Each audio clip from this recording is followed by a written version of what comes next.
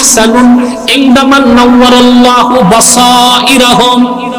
মুহাম্মদ সাল্লাল্লাহু আলাইহি সাল্লামকে তাজিম করার যত পদ্ধতি আছে, যদি কোন পদ্ধতিতে তাজিম করলে আল্লাহর সাথে শিরক হয় তা ছাড়া সকল পদ্ধতিতে আল্লাহর হাবিবের তাজিম করা মুস্তাহাব মুস্তাহসান ওই সকল লোকদের নিকট যাদের অন্তর চক্ষুগুলোকে আল্লাহ তাআলা মারিফতের নূর দিয়া নূরানি করে দিয়েছে। কার ফতোয়া? ইবনে হাজার আসকালানী। শুধু রাসূলুল্লাহ সাল্লাল্লাহু আলাইহি ওয়াসাল্লামকে তাজিম করার ক্ষেত্রে আল্লাহর সাথে শিরক করা যাবে না, তাছাড়া সকল পদ্ধতি যা কোরআন সুন্নাহ সমর্থিত সে সকল পদ্ধতিতে রাসূলুল্লাহ সাল্লাল্লাহু আলাইহি ওয়াসাল্লামের তাজিম করা মুস্তাহাব মুস্তাহসান সেই সকল ব্যক্তিদের নিকট যাদের অন্তর চক্ষুগুলোকে আল্লাহ তাআলা মারিফতের নূর দিয়ে নূরানি করে দিয়েছেন। ইমাম মালিক রাহমাতুল্লাহর কাছে কেউ ফতোয়া নিতে গেলে উনি জারিয়া ছোট কাজের মেয়ে পাঠাতেন, কেন আসছে? তো মেয়ে এসে জিজ্ঞেস করত, ইমাম মালিক জানাতন ব্যক্তি ভাই, আবু হানিফা সমসাময়িক, একদিক দিয়ে তার ফজিলত বেশি, তিনি ইমামু দারিল হিজরা মদিনাতুল মুনাওয়ারার ছিলেন, মালিকি মাযহাবের ইমাম ছিলেন। তো কেউ তার কাছে যখন যেত, কাজের মেয়ে বের হয়ে বলতো কেন আসছেন? বলতে একটা মাসালার জন্য।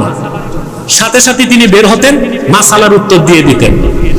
আর কাজের মেয়ে জিজ্ঞেস করলে কেউ যদি বলতো যে রাসূলুল্লাহ সাল্লাল্লাহু আলাইহি ওয়াসাল্লামের হাদিস শুনতে আসছি, ইমাম মালিক বের হইতেন না, গোসল করতেন, কাপড় পরতেন, পাগড়ি লাগাতেন, রুমাল লাগাতেন, মূল্যবান বাখুর জ্বালাতেন, তারপর তিনি হাদিস রওয়ায়াত করতেন। আরে ভাই, ইমাম মালিকের এই তাজিম ছিল রাসূলুল্লাহর হাদিসের প্রতি।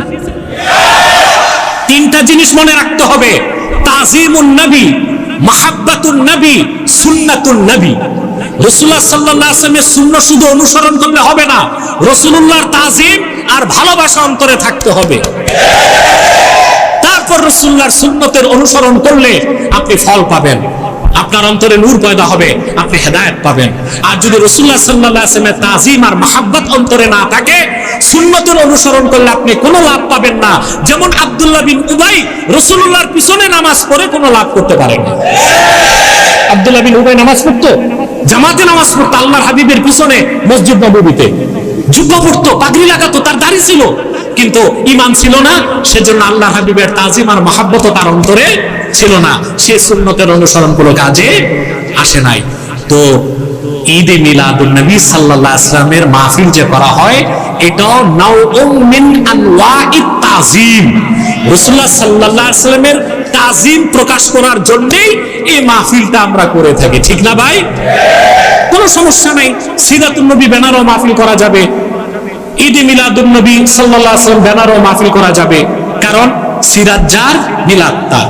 আল্লাহ রাসূল, আল্লাহর হাবিব, নবীগণের মাথার তাজ মুহাম্মদ সাল্লাল্লাহু আলাইহি সাল্লামের সিরাত অস্বীকারকারীও কাফের, মিলাদ অস্বীকারকারীও কাফের, কোনো সন্দেহ নাই। সিরাত হচ্ছে অনুসরণীয়, মিলাদ হচ্ছে স্মরণীয়। এই তো ভাই কথা, দ্বন্দ্ব কই? বেদাত বলবেন তো তাকসিমে যান, তাকসিমে গেলে হাসানা হিসেবে মেনে নিলে আর তো দ্বন্দ্ব থাকে না। তবে কেউ কাউকে বাধ্য করতে পারবে না, ঠিক না? কিন্তু বিশ্বাসটা ঠিক থাকতে হবে। আর আমি করি বা না করি, ভুল ফতোয়া দিব না, পারবো ইনশাআল্লাহ।